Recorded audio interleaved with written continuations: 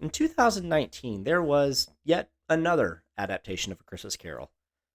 Who am I kidding? There are probably 8 or 9, but this one had me excited from trailer one. Guy Pearce was going to play Scrooge. It hasn't come up in these videos yet, but I love Guy Pearce. I think he's one of the most underrated actors working today. Absolutely solid in everything he's in, and even when the movie isn't that great, he is still excellent. So that was positive number one. Positive number two was Andy Serkis as the Ghost of Christmas Past. I love Andy Serkis, and it's always great when he gets to work with his real face. That's far too uncommon. Those were both great, but what really piqued my interest was the trailer made it look like they were embracing the fact that A Christmas Carol is a ghost story. And they made it dark and creepy looking and really embraced the eerie aspect of it. I wasn't able to see it until the next year because I didn't have access to FX and I had to wait for it to be on streaming.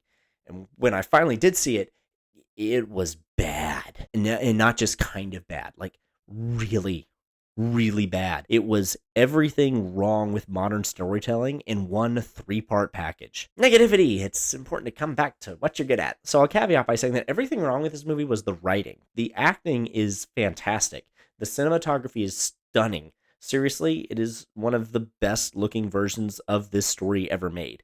The script is horrible. Now, I do understand that this is a very difficult story to adapt, especially at this point in history. This might be the most adapted story ever written, and there's no way you could possibly do anything different. Stephen Knight tried to get around that by basically rewriting the whole story. I looked him up just now, and I have seen other movies of his, and I really like a few of them, but this one just feels arrogant beyond belief because this isn't a retelling of one of the greatest stories ever told. This is a new story under the Dickens label with changes that completely alter that story and removing what makes the original incredible to insert what feels like Knight's worldview and opinions. It actually starts off kind of strong. The opening scenes are pretty good. It starts with Marley wandering through some kind of Christmas tree version of hell. Then he's told that if he can convince Scrooge to change his ways, then he can get out of this torment. Now, when just said, that sounds good. There are stakes for Marley now. He has an interest in Scrooge changing, but it kind of ruins Marley's character. You see, Book Marley describes how he never helped anyone in his miserable life, and now his torment is to wander the earth and see the poor and the helpless and be unable to help them. Now he's given the chance to help someone. Scrooge. He doesn't know why, but just the ability to try is a comfort to him right now. He didn't need more stakes. Just the ability to try was reason for him to do so. That was his reward. Doing it this way makes it seem like he doesn't actually care about Scrooge at all. It's all about selfishness and what he can get out of it. He only cares about how he's affected, not Scrooge. Then we move to Scrooge's counting house, and it's also good. They had this idea to make Scrooge miserly because he's obsessed with numbers. He counts and records everything. The number of people that walk past his window and the number of steps it takes them to do so, that kind of thing. It's an interesting quirk that unfortunately doesn't really go anywhere. Once we're out of the counting house, though, things really start to go off the rails. We keep cutting back to the Cratchits, kind of. We're mainly cutting to Mrs. Cratchit because her role is much larger than Bob's, because nothing says modern retelling like shoehorning a female character into a story for no reason than because she wasn't there before, and today's writers are better people. As you'd expect, Bob is miserable working for Scrooge, and he's had a new job offer for more money. But Mrs. Cratchit says he shouldn't take it, and then she's really standoffish about why. Then we start with the flashbacks. It's almost all flashbacks because 3/4 of this movie is the Ghost of Christmas Past, which they had to pay Andy Serkis for it, so, they wanted to get their money's worth. I guess that makes sense. This is a modern retelling, so it's edgy. It's dark, so they have to crank up Scrooge's trauma to 11. He's not just sent to a boarding school because his father doesn't want to deal with him. His father is a psychopath who emotionally tortured him by killing animals in front of him just to make him tougher. And he didn't just stay behind at the boarding school because he was unwanted at home. No, he stays behind because the priest running the school is a priest in a modern movie. And he pays Scrooge's father to make Scrooge stay behind so they can be alone together. And Scrooge's father knows that that's why. Adding to that, his sister isn't just a joyful, angelic figure that comes to tell him he can come home. She breaks him out with a knife. Sure, why not? And Scrooge isn't just forced to think about what his life could have been with Isabel. He's forced to watch an alternate reality where he stayed with her so he could see how happy he would have been if he'd chosen to. And we also never meet her, so she's not even a real character. So why would they pile on all this trauma and horror?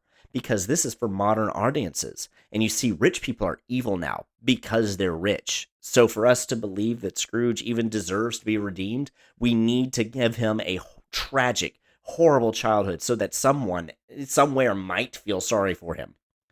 But he is rich, so he's still irredeemable. It's not just Scrooge's trauma that's at 11, his sins are too. Scrooge is so much worse in this movie than he ever has been anywhere else. See, he's not just a moneylender, he is a businessman. He owns companies because misers are known for their willingness to risk their money on startup costs.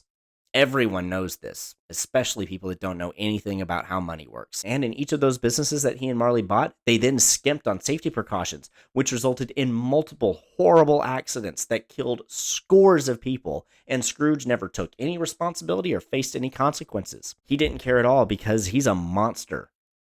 But wait, it gets worse. You see, Tiny Tim, as usual, is very sick, and he needs a doctor.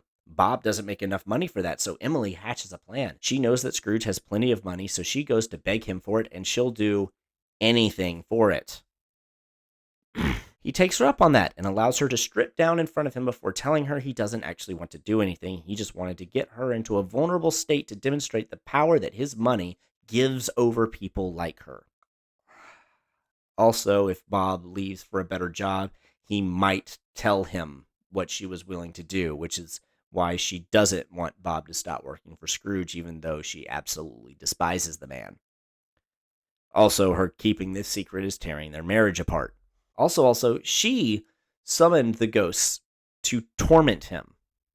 Keep that word in mind. So now the ghost of Christmas Present arrives, and it's not the iconic ghost of Christmas Present, green coat and the beard, and the holly hat. I don't know why they keep him, but change the other ghost a lot. No, this time it is his deceased sister. Just to twist that knife even harder. I will admit that this is an interesting idea, given that one of the big scenes in that ghost presentation is seeing her son and regretting that he's not with him when he could be. Having her there watching her son and her heart aching to be a part of his Christmas would make him fully aware of the callousness, and that is a pretty good idea. But Fred isn't in this version, so any benefit that you'd give from having his sister there is gone. I am baffled that no one noticed that. Her scenes are done really quick and really only show that his abominable behavior has made things miserable between Emily and Bob. So then we cut to Christmas Yet to Come, and we're shown two things that the next day really blurs the line between Christmas Present and Christmas Yet to Come. Tim is going to fall into some ice and die, or fall beneath some ice and die. Also, eventually Scrooge will die and no one will be sad about it, and that is it. Then Scrooge and Marley have a chat about how he's being offered redemption, but Scrooge says he doesn't want it because he sees that he doesn't deserve it. All he wants is to save Tim. So he wakes up and puts gravel on the skating area of, I'd assume, the Tims, so no one can skate. Then he goes to Cratchit's house and tells him that he's free to go, and he's dissolving his company, and he's going to give Bob 500 pounds. Also, he tells the kids not to ice skate, just in case they try it. After that, he leaves, and Emily says that he's still a terrible person who doesn't deserve forgiveness. He says that he knows that, and he's just going to try to be different, and then he thanks her for sending the spirits. Then she talks to the spirits and says that Scrooge has a long way to go. This is utter crap that offends me to my very core. This is one of the greatest and considered to be most important stories ever written. Prominent theologians have said publicly that they believe Charles Dickens was touched by God when he wrote this story to deliver an important message to the world. Some people have even called it the fifth gospel. And these filmmakers, in their arrogance and chronological snobbery, decided that they could do better. That what this story needed was to be infused by their worldview, their politics, their vision, and their values. And in doing so, they hollowed out the original story of all of its heart and meaning and message, and they wore its title like some Ed Gein costume to try and bamboozle people into consuming their message. This movie's entire point is just saving Tim's life. That's it. That is all that's accomplished, and its main theme is rich people are monsters beyond redemption. This is disgusting. The purpose of this story is not to take an evil man and show him that he's evil and torture him by making him watch his misdeeds. It's to take a successful man, an important man, and show him that despite all of his gain, he has lived an empty and worthless life and he's an unimportant nothing. Tiny Tim is not a remarkable child because he's someone that Scrooge could help. He's a remarkable child because he is a Cratchit. All that Scrooge has is money, and he is miserable. All the Cratchits have is each other, and they're happy. Tim has less than any of them. He is sick and crippled, but he's the happiest of all of them. Scrooge can't understand how those things can be, and that leads him to seeing that he's missing out on life. Tim's living is really just gravy. It's an addendum to the story, a throwaway sentence at the end of the book. It literally just says, "And to Tiny Tim, who did not die."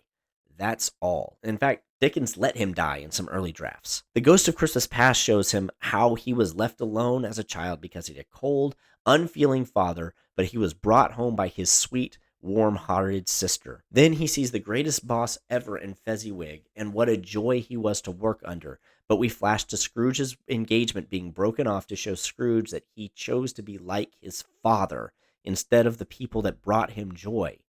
And because of that, he's kept himself from further joy. Christmas Present shows him the love and fun he's missing with his nephew and the joy that he could be giving to the Cratchits and the people he could help if he just opened his eyes to them. You can argue that his nephew is the most important part of this because all Fred wants is Scrooge, to be with him, to love him and be loved, and that's the one that this abomination cut out of the story. Then Yet to Come shows him how no one will miss him or even remember him. He's an important man of finance, but he's forgotten before he's even buried, while Tim is a crippled, poor child, beloved and remembered long after his death. So who actually affected the world more? Scrooge has never shown some great evil he committed. Instead, he's shown the good things he didn't do, and then he embraces that and he does them. Not because of guilt or fear of hell, but because he realizes the joy he's been robbing himself of by not doing them. Scrooge in this version just gives Bob a lump sum and dissolves his company.